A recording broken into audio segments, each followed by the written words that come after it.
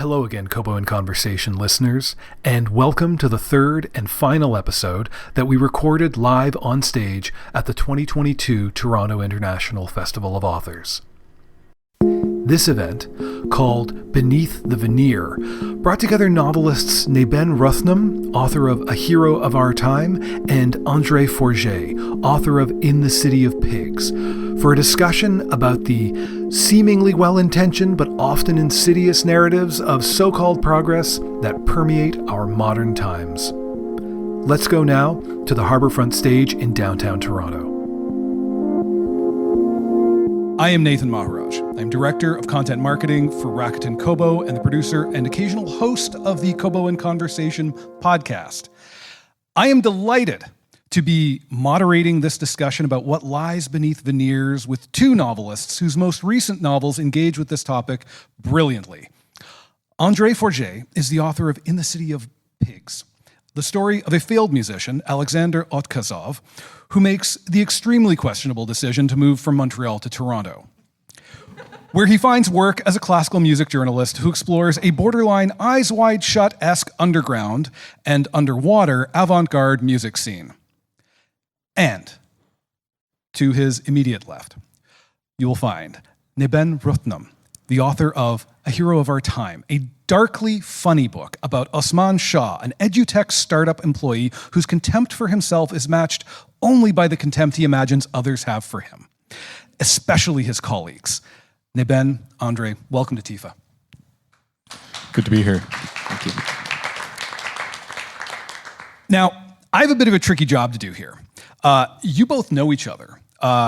Keen-eyed readers actually would notice that these gentlemen acknowledge each other. They thank each other in the end notes of each of their books. So I'm a third wheel if ever there was one. I know full well that if I do a bad job here, if I prove myself entirely superfluous, that I will at best be the subject of a funny book festival anecdote that gets told later in tandem. So I hope if I do a poor job, it's bad enough to actually dine out on. I want the audience to hear a bit of each of your books, but perhaps let's start with you, Andre. Could we hear a bit of In the City of Pigs? Yeah, for sure. And well done on picking up the Eyes Wide Shut reference. You're the first person who's caught that. Yeah. I have nothing to say about Montreal. I remember only the slow inevitability of the train pulling out of Central Station, the benevolent red glow of the Five Roses sign, the whiteness of the year's first snow sprinkling the trackside.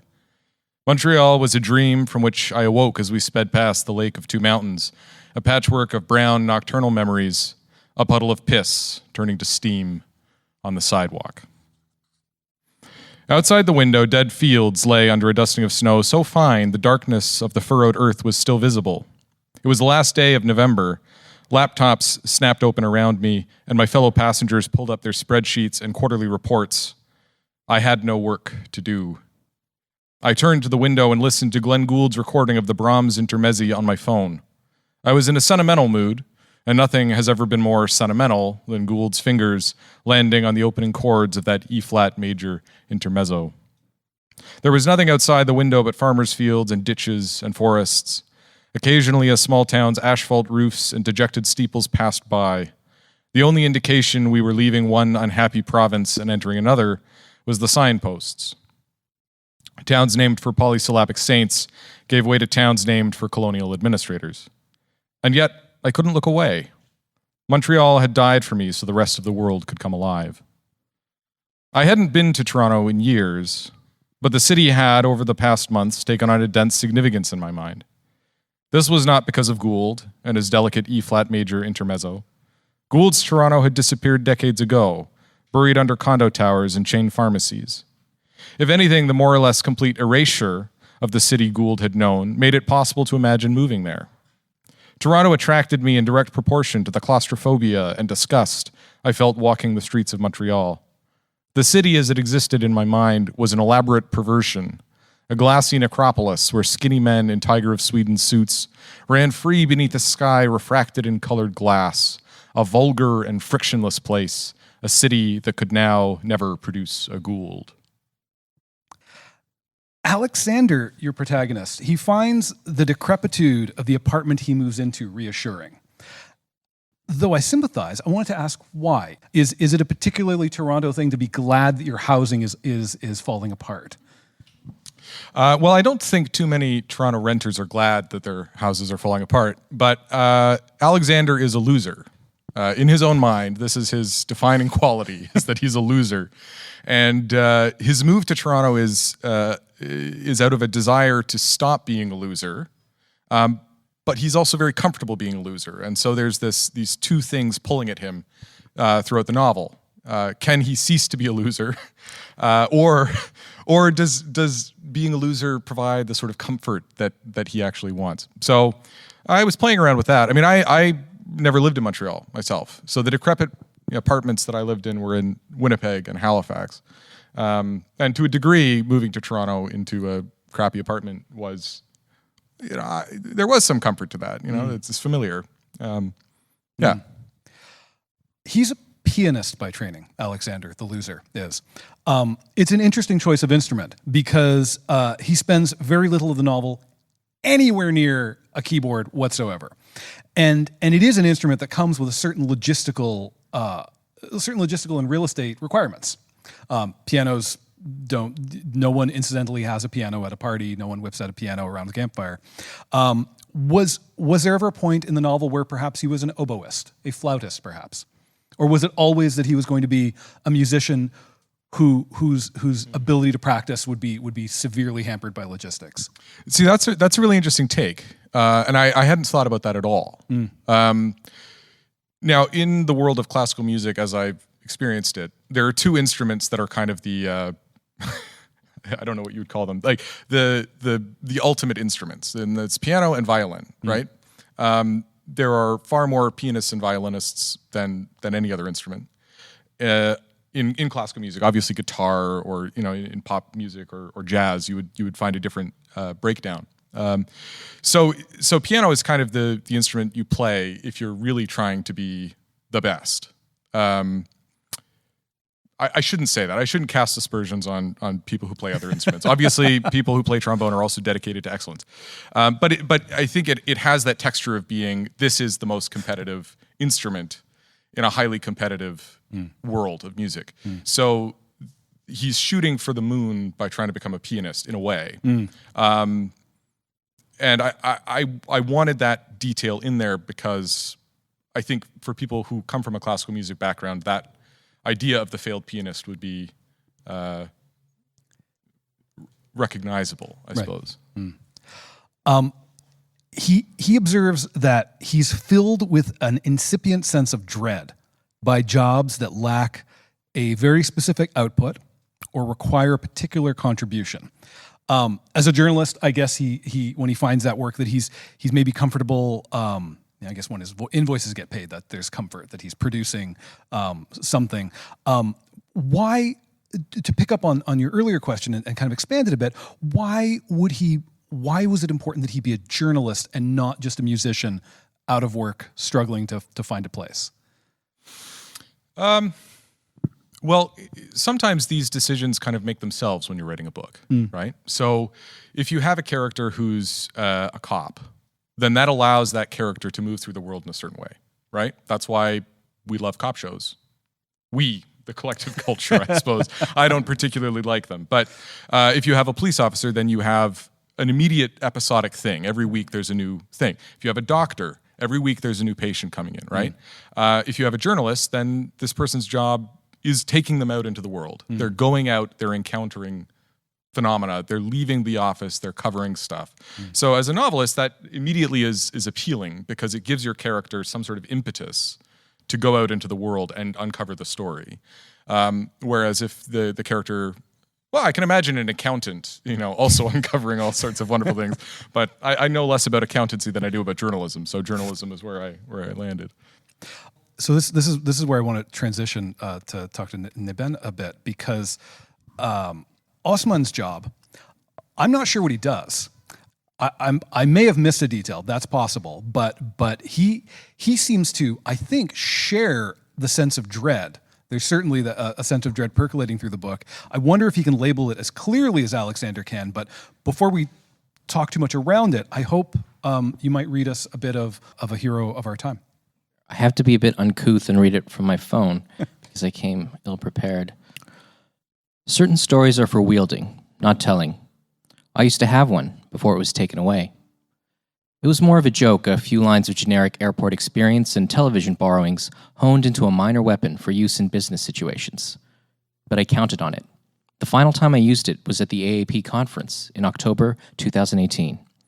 7 listeners and I were on a sickle-shaped couch in the lobby of a generic hotel implanted into the superstructure of a retired castle in Montreal. The couch was upholstered in washable light gold fabric that rasped against pants and skirts and felt like Kevlar against my palm as I pushed myself deeper into the cushion, hoping to discover a secret angle or groove free of the rigid springs that were pressing into my tailbone. I don't blame them. I'd pat me down too. I am always, no exception, late to the airport, sweated up when I get there. The air conditioning freezes it on my face and gives me that hospital or strapped with plastique sheen. Then there's the whole this thing. I added, as I did every time, to the invitation of my smile with an up-down displaying wave of hand over face. The downstroke acknowledged the skin that caused the airport situation and the unease of my listeners. The upstroke, a toss like I was flinging salt or a spell, dismissed any tragic significance, sent race into the ether, let my listeners join in a laugh if they were brave enough to start it. Anyone who takes pleasure in rendering even brief power from goodwill and fear is shit. When I use this story, I was no exception. I want to make it clear that I understand this, and that it doesn't prevent me from discerning that Olivia Robinson was and is much worse than I am. She's also, in the sense it matters to her and to our world, much greater. Thank you. Can you tell us, what is AAP, the company that Osman finds himself employed by?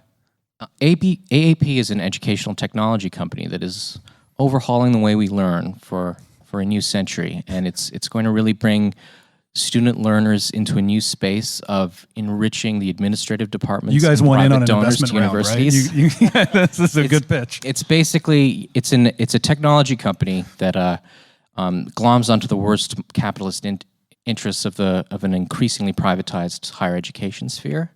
And I wrote this just pre-pandemic, so the big revolution in my book is that one of Olivia's big sales pitches is to do a fully remote semester at this one private college to show that they can open up their doors to international students paying enormous fees and have limitless class sizes. Of course, when the pandemic happened, that sales pitch was kind of taken away from me because it just happened, and now it's the world we live in. Why focus specifically on edutech, not finance or social media or things that maybe folks might be a little more familiar with? It's, as Andre was saying, it's sort of the world that presented itself to my life first. I've been to colleges, I've taught in colleges, I've taught at some exploitative private colleges that I later quit. I've also worked in social media promotion for various institutions, and it was the knowledge that I had closest at hand, and it also had to do with the things about the 20th century that I value most. Education, literature, these things. I have to admit that I relate more than I'd like to say to Osman when he says, "Reading is all that my education and inclinations have equipped me to do. And even then, not quite at a professional level." Thank you all for coming this evening. Osman is really the embodiment of how far I think we've let our esteem for liberal arts education fall. Because he's got a job. He's got a job better than Alexander's. I mean, he's certainly, I think, less precarious. It would seem, right? But he's carrying that sense of precarity and dread with him. Where did this character, this executive, who's afraid of his own shadow, where did this come from? How did you envision Osman? Part of it was thinking of myself if I let go of everything I actually loved and valued, which would actually be a very practical decision for me. and it really does, it pays off for Osman in the book, not at the expense of his soul, but at the expense of any sense of a tangible identity that is actually his own, as opposed to those that are visited on him by other people who see him or see how they can use him. and the one he kind of takes on as he goes on his little revenge mission, which is really a mission to sort of pretend he's still a real person. As we think about Osman's interiority and his revenge mission and his motivation, I wondered how alone he was in this, and whether there was ever a time when you wanted to get more, to reveal more of the interiority of Nena, of Vic, of the peripheral, especially Vic, the characters that are more in the periphery, or was this always going to be the interiority of Osman and the fear and confusion of others? I think his greatest problem, in addition to what he's let go of, is his fundamental incuriosity about people around him. He cares so much about how they perceive him that he never asks the right questions of others, including the woman he loves and the man he grows to admire, and even his enemies, because he's just much more concerned with what they all think of him and what he can do with them. And I wanted to. It's not stolen from Nabokov, but it's at least borrowed secondhand from him, from Lolita. I feel that's one of the great superpowers of that novel, is presenting someone who seems to have this incredible perceptual grasp on the world around him, and yet can do this incredibly disgusting thing. And the answer to how he can do this incredibly disgusting thing is he doesn't ask about other people because he's not curious about them. He doesn't care about them. He only cares about himself. That's a very blunt interpretation of Lolita, but I think that's where the evil in that novel comes from. And in the case of this novel, it's where his loneliness comes from. This isn't your first novel. It's the first novel under your real name. You've written two thrillers as Nathan Ripley. Why, for this book, did you borrow the title? Speaking of Russian literary masters, why did you borrow the title "A Hero for Our Time"? Well, I think if any of the fans of my thriller novels had picked this up under the name Nathan Ripley and read the first page, they would have been pretty annoyed at me just for the sentence length and like general not reader forward leaning nature of the prose. Like it's a book that certainly invites you in and hopefully is funny and engaging, but it's not one that propels you along in the ways that modern thrillers have to be extremely page-turningly propulsive. It's not that kind of book, essentially. Nathan Ripley's books are very, audience-facing. I still find them to be internal and psychological in a way that interests me, but I must admit is less interesting on the thriller market these days. The sort of Ruth Ware or Shari LaPena type of page-turner is much more prominent now, which is bad news for Nathan because he sucks at writing those. Bummer.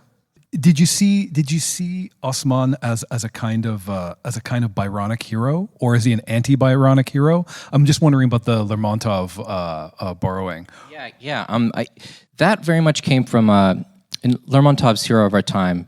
When it was first released, was sort of scandalous to the Russian readers who read it, and they immediately assumed that everything disgusting about Pechorin, the central character, who also emulates this sort of romantic heroism that is great while being sort of a moral black hole.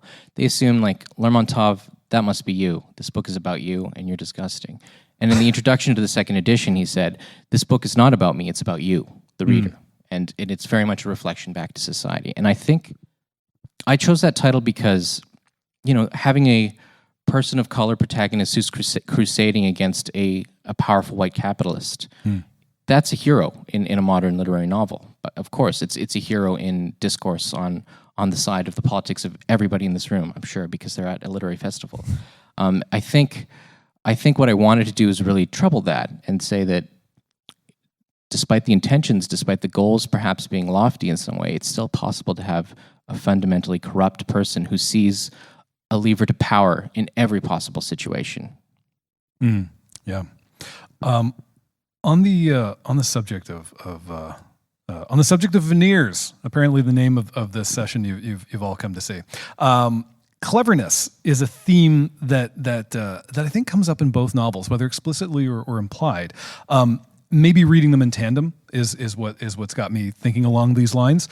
As a cleverness as a quality that the audience perceives, and then gets to credit themselves for having done so.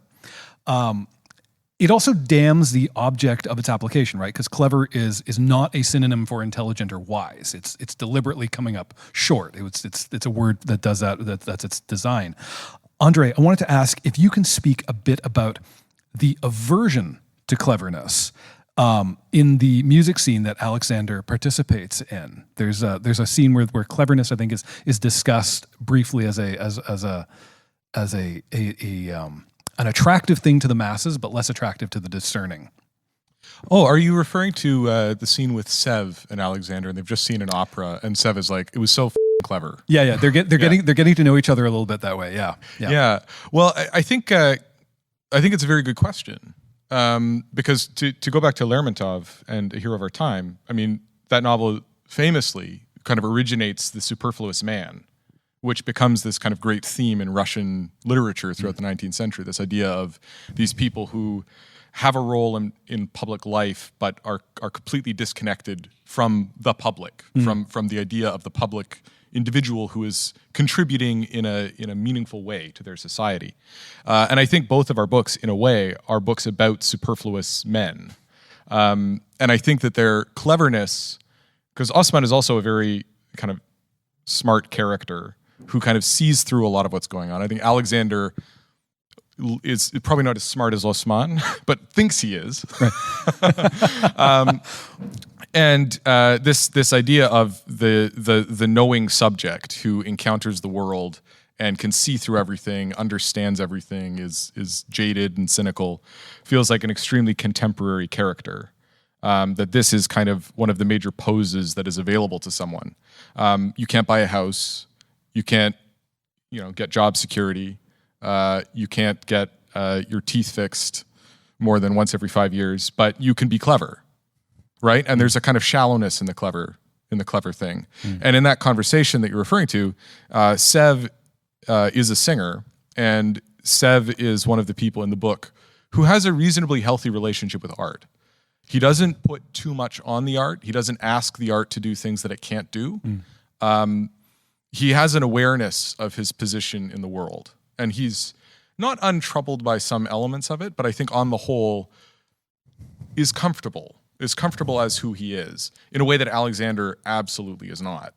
And Alexander uses his cleverness. In that scene, his whole point is, even though this opera was intentionally, extremely viciously staged and annoying and cruel to the participants, whether on stage or off, he sees that and he's like, oh, what a great idea. What a fuck you to everyone. This is great. And Sev is a little bit more like, well, that's kind of a mean thing to do. This is like a mean piece of art. Do we actually need that? Yeah. Which I think both of those sides, the cleverness and then also the desire to let go of the cleverness and just enjoy something, is something I certainly feel myself, that duality.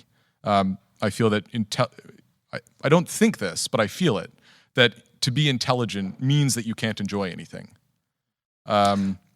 Yeah, I was gonna ask you. I'd had that right in my notes of asking: is it a resistance to pleasure at some level, some kind of like twisted Puritanism?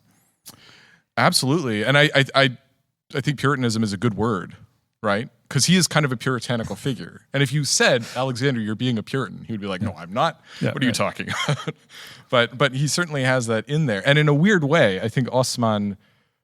Also, in his relationship to his body, which is such a big part of the novel, this like feeling of disgust with the flesh.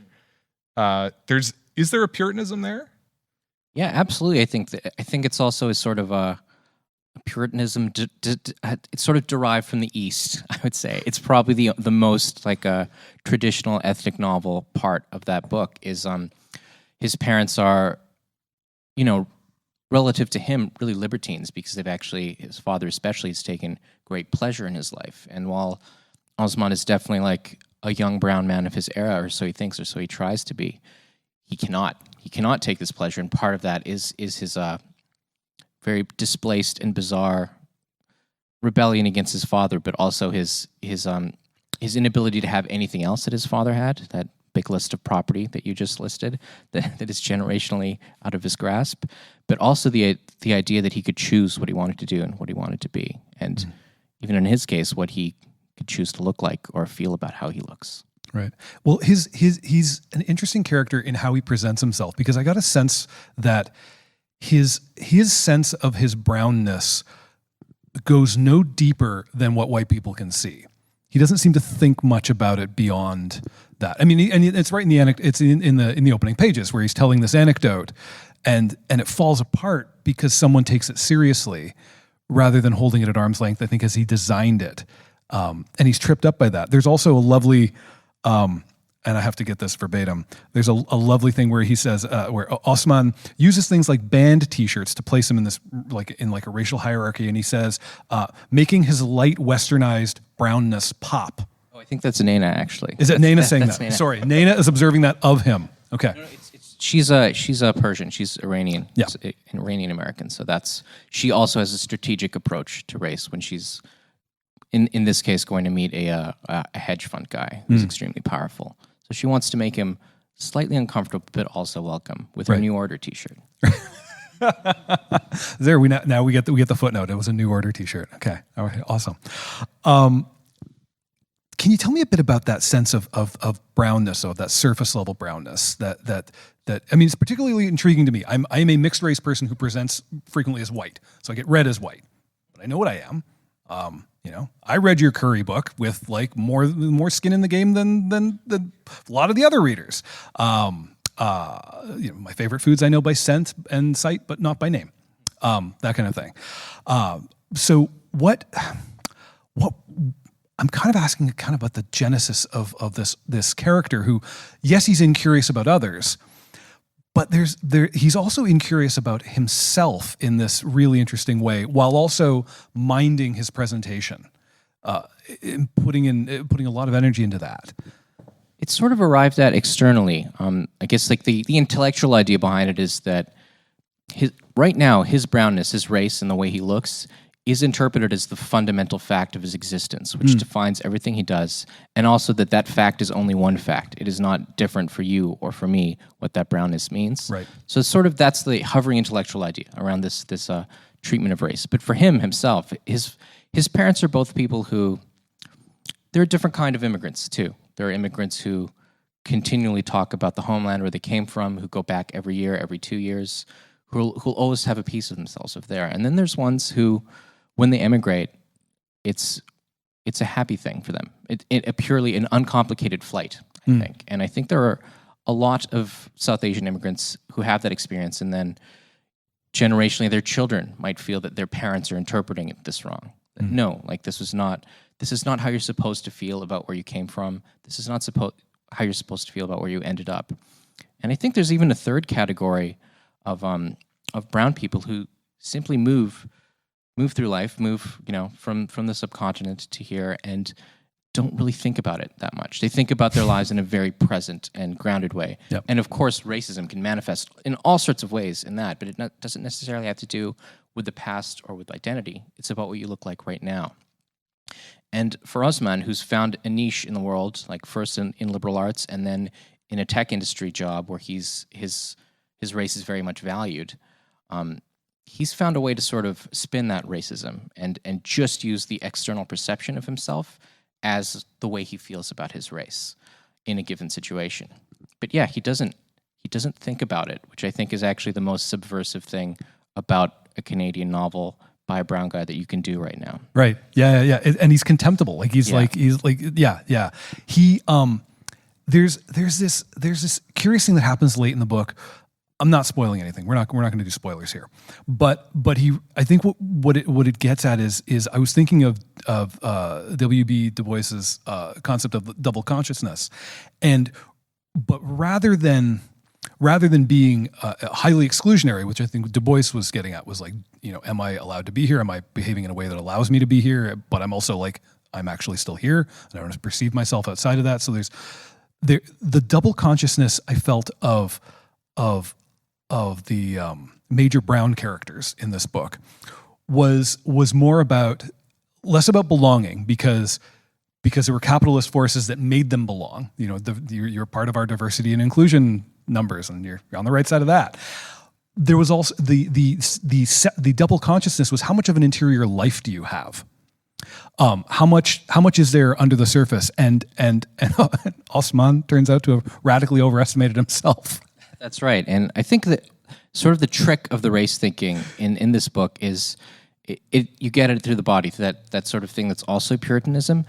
It becomes clear throughout the novel that he doesn't actually know what he looks like. He certainly knows that he hates his body. Yeah. He finds it disgusting, but he doesn't know what it looks like anymore. And I think that's as close as he comes to thinking about race, is being so entirely detached from his own existence, being inside his body, that he doesn't know what he is anymore. I want to jump back to Andre with a question about expressions of taste, as we make sure that we come back up to the veneer topic that we've been charged with here. Alexander realizes, as I think many losers do, that people with money to spend on food and art are the same ones he believed to have tastes inferior to his. I thought that was a lovely observation of where I think he was coming upon the realization that good taste wasn't going to bestow him with power, with comfort. Quite the contrary. Yeah, quite the contrary. Exactly. Yeah. It made me think about, like, Jean-Luc Godard just died, and like the more broken up you are about that, like that there's like a socioeconomic graph of like, if that really hit you hard, you may have missed some things early in life to set you up for material comfort and success. You know what I mean? And I'm completely implicating myself in this. I'm not like at the zero end of this scale. When did you have that archetype of Alex being that kind of person who just had that kernel in their sense, in their heart of like, my taste is better than most other people's, and I deserve something for that? Yeah. I mean, it's a really good question, because the novel started with the second part. So it's told in four sections, 4 movements, I call them, to be pretentious as much as anything else, to convince people that this is it's not that I was lazy and I didn't bother to make a proper novel. It was intentional. It started with the second part. My friend Joel Peters, who's a composer based in Montreal, called me up and he said, "We're doing this collaborative arts project. Do you want to write a story about an underwater organ?" So I thought, what the hell? Why not? And it was like the only time in my life I've just sat down and written a story. You know, it's about 8,000 words, and I wrote it in 2 nights at a bar on DuPont Street. You know, I just went there with my laptop and I wrote the story. It just came out. It's never happened before or since. And part of what made that story work, I think, is that it's not really a story about Alexander. At that point, Alexander was just this kind of eye that I could move around and show things to. Writing the novel was a process of saying, okay, this eye that I've created for this story and that I've used again in this story, how do I turn that eye into a character rather than an observer, a function that allows me to tell the story I want to tell? So that story, the lower registers about the underwater organ, he knows a lot. That's a key thing in the story, is that he's researched these underwater organs and he just tells you everything about them. And he kind of has this way of speaking that's very comfortable with classical music and these sorts of references. And that I did for that story, for that project, right, without thinking about it too much. So then I had this character and I thought, okay, so why does he know all this, right? I mean, there was a technical reason why he needed to know all that stuff for that project. But then you zoom back and you're like, okay, so he was a musician at one point. Where was he a musician? Why isn't he a musician anymore? Why is he a journalist now? So you start answering all those questions. So, I mean, Naben's written several books now. This is my first one. And so it was really an education in how a book comes together. And I previously had the notion that writers would sort of sit down and plan out everything. And I think some writers do that. Orhan Pamuk has said that he plans literally every chapter, and then he writes the book. But my experience of writing this was much more, you're solving all of these little problems. Right. And in the process of solving the problems, you limit your options. So your character, and I think there's something philosophical about this maybe, that our individuality is a product of limitations. Me being me or you being you is a product of the fact that of the infinite number of things that one could be, we are only this one. Yeah. We tried other ways and the world said no. Yeah. There's a great line in Duddy Kravitz where Duddy goes to his uncle and his uncle says, when a man is 20, there's 7 people he can be.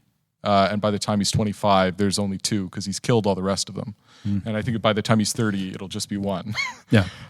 I may be getting the numbers wrong there. But I like that idea of as a creative impulse that writing is about starting with infinite possibilities and slowly backing yourself into a corner.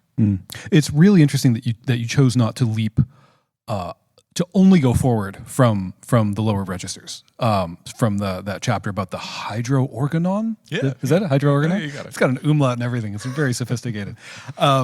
It was because that could have been the beginning. We could have started there, and we could have gone into the folly of so many things. But you situated in the middle. It was a place you had to get to from somewhere else. Was it obvious to you that, as you said, solving problems? Did you see that you had problems of precedent to solve and then problems of destination, or was that a riddle that sort of bothered you for a time? Yeah, I mean, there's I think I cut something like 50,000 words from this manuscript. So it was A short 75,000 novel. words. Yeah, So okay. I cut 2/3 of it basically. Or no, I'm getting I'm not good at math. I'm sorry. I don't know how much I cut. I cut a lot. Well, if it was 50,000 words, that's a short novel. There's this other short novel that landed on the floor. Yeah, So, exactly. Okay. Yeah. So that's part of the process of trying things and seeing what works. Because again, it is a form. The form places demands on you. The form requires that you do certain things. For this novel to work as a novel, then we have to have a certain amount of continuity of characters. We have to have a certain amount of action and, the modulation between action and moments of reflection. That's what a novel is. And there's a certain, again, to go back to limitations, that's the pleasure of working in any artistic form, is the way that the limitations help you come up with ideas. If I know that this has to end, there has to be a last page and a final scene, what does that look like? And how do I get him there? Yeah. I knew really early that it ends with him at the train station, deciding not to get onto a train. I knew that when I only had about 25,000 words written. Right. Yeah. Right. So then, how do we get to? How do we get into the train station? There. Yeah. This has not spoiled it for you. Okay. There's plenty to get out of it. Osman says, and this is not. He's a very quotable dude. Even when I'm misquoting him. Reading novels taught me that I'm a coward. Did reading novels ever teach you that you were a coward? Well, it's a fundamental. Reading novels taught me that I could never live with being a coward, which is why the only instances I've ever been brave in my life have been because I've been terrified of cowardice. Like I have to do something, or else I just won't be able to live with this, and I'll think about it in the shower every morning for the rest of my life. So I have to say something. That's where bravery comes from men like me. Is reading the Scarlet Pimpernel when you're 11 and then realizing, I got to be a Pimpernel right now. But I think in his case, it's dual, because reading like that, what defined his life, like this sort of deep investment in art and what matters and ideas and the values he saw incarnated in art and the value that was put upon that art by those around him.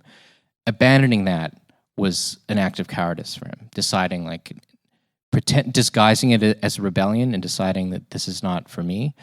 That was a lie to him. He knows he was being a coward, but also he's talking about the content of those books and all the things he sees done that he knows he can never do. I want to ask about ephemera, because ephemera is important for both of your books as well. If we stay with Osman's world, Brody Beagle is a fun character. I wanted more of Brody. Brody was ridiculous.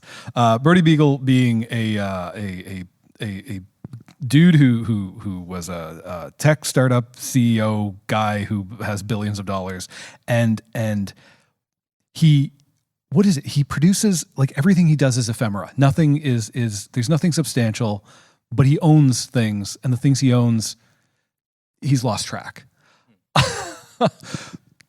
That came from sort of my understanding or misunderstanding of how valuations are done in the tech world. How the valuations are often made based on, how much funding a project has received, how much VC faith basically is put in the product. How much is everyone else already in for? Exactly. And this is true of something like Uber, which has never turned a profit, or Netflix. And I just found that so fascinating because, we're the losers. We're the ones who make things that nobody wants to engage with. We write books. That's so useless. Whereas tech, that's so practical. And yet at the highest levels, it's just all faith-based. And, that faith is going to pay off. There is obviously a lot of money in that world. But I find this enormous long in-between stage, especially in that sort of, what's her name, Elizabeth Holmes story, of course, which is that part of the inspiration of this novel, where this, was it Theranos, her company? Yeah. This company was creating a product that would never work, that never existed, but it was able to create enough faith to continue, for money to continue coming in. And it's looked at as being this, look at this uniquely crazy thing that happened.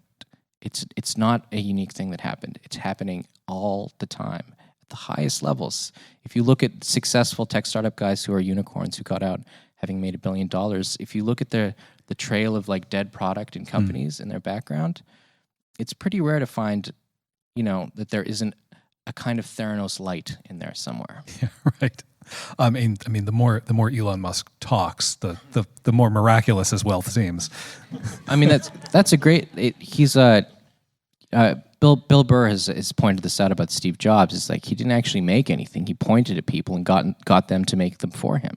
And that's exactly what Elon Musk's entire career has been. Maybe he made part of the PayPal cash register. I don't know, but ever since then, it's the power of the inspirational power of the CEO to create labor. That is what we worship. Yeah. Is the ephemera manifests differently in the City of Pigs. It's how Fera Civitatem, the underground cult art collective, they seek to completely evade capitalism through the ephemeral quality of the art they produce. Talk to me a little bit about that. That's a tricky thing for music because it is an art that just happens in time, and you were there or you weren't, and any way to broach that seems to be just completely gobbled up by some capitalist mechanism or another. Yeah. Well, value comes from scarcity, right? Broadly speaking, desire and scarcity, and the intersection where desire and scarcity meet, that's where value is. So, when we were growing up, I'm sure you remember this. I'm sure you remember this too. New album comes out, 10 tracks. How is it? Is it good? Does it hold up? You go to the record store, do they have it yet?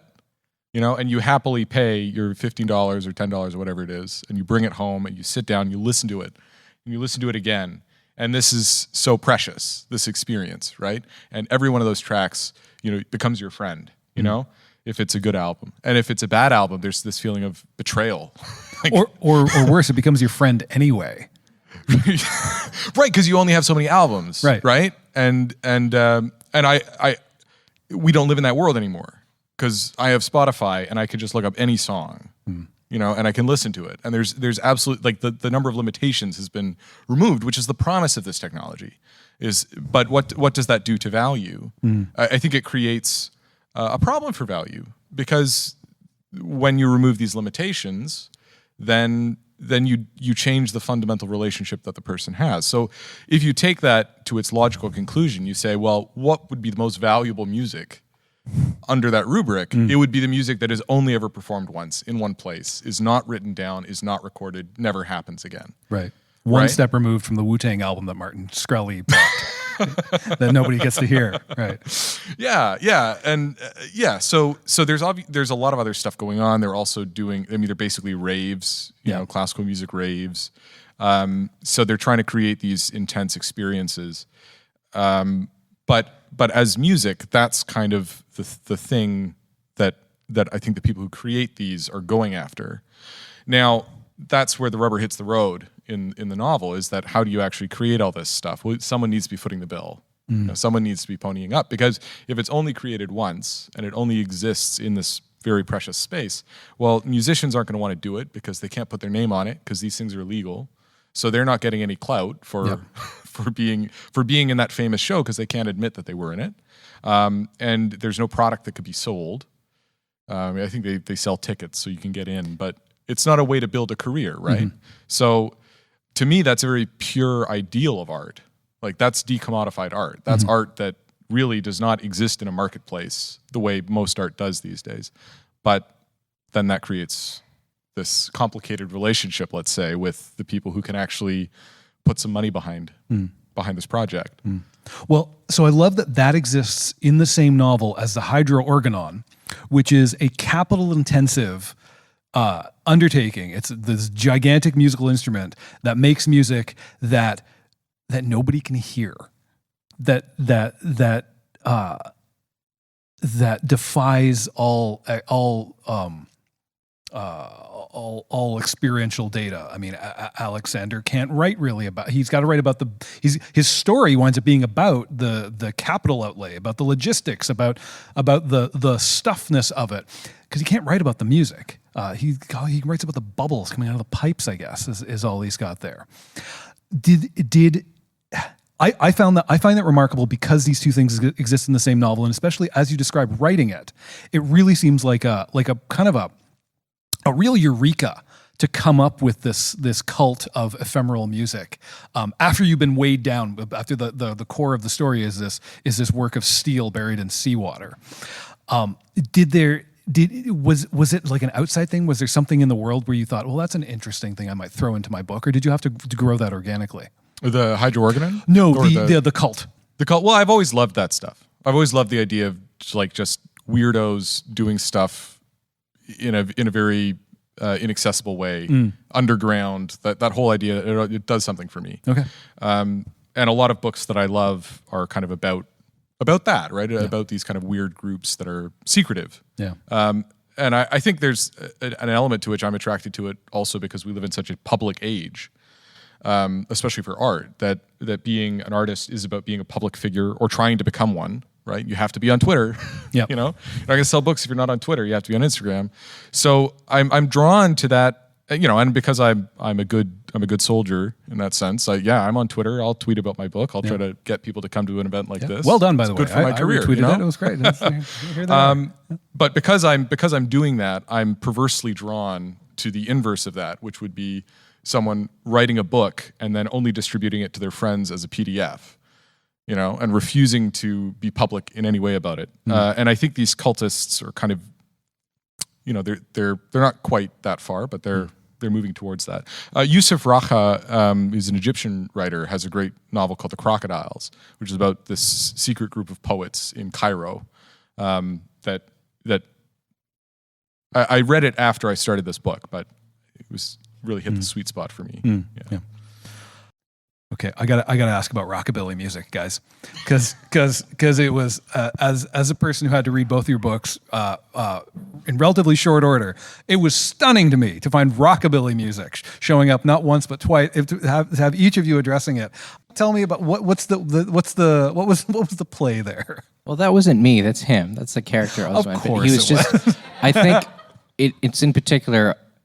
Osman goes to this bar, which he thinks is going to be a cool bar, and it is for an hour or so, and then it turns out to be like it's their rockabilly / ska revival night, which points to what I was pointing to is like there's this point in the late 90s where they made those things cool again by making the worst version of them, and they became very popular for 2 months, and it was the way a lot of people encountered that music. There's obviously a lot of great rockabilly music that's decades old. It might still annoy the shit out of you, but it exists. And I wanted that to be about artifice, basically, about this sort of, we're getting nostalgic about a fake thing now. You took a swing at it. I think Alexander at one point compares rockabilly to the Crusades, which I wouldn't go that far. I wouldn't. I think the Crusades were far worse than rockabilly has ever been. I don't know. I think rockabilly is a funny word. Yeah, I thought it was funny to have the word rockabilly in that sentence. Yeah. And sometimes it's as simple as that. That is actually true. I mean, sometimes a word is just funny and it fits well with the other words that are more serious in the sentence. Yeah. Sometimes it's just about a cheap joke. I loved both jokes. However cheap we may be valuing them at. I just want to read this one line, this one sentence from In the City of Pigs, and it is, and I wonder if you know what I'm about to read here. It is a well-known fact that in Toronto, even a symphony performed by deaf orangutans would be entitled to a standing ovation, so long as at least half of the orangutans showed up. That was bang on. There's no comment required on that. I just needed to say it in front of a crowd. It's a truth universally acknowledged. Absolutely. That is all the time we've got. I want to thank you, André, Naben, for your time, for writing wonderful, provocative novels. Folks, thank you for coming. Thank you all for being part of the Toronto International Festival of Authors, and we hope to see you back here soon. Thank you so much. Thanks for coming. Thank you, Nathan. Thank you. We hope you've enjoyed this series of live author interviews. For us, it was so much fun to be out in the world again, taking all reasonable safety precautions, of course, and gathering with folks like yourselves who care a lot about books and the authors who write them. We really can't wait to do it all over again. This episode contains audio recorded at the Toronto International Festival of Authors and was produced by me, Nathan Maharaj. We'll be back soon with author interviews recorded in closets and bedrooms, as you've come to expect. But for now, thanks for listening.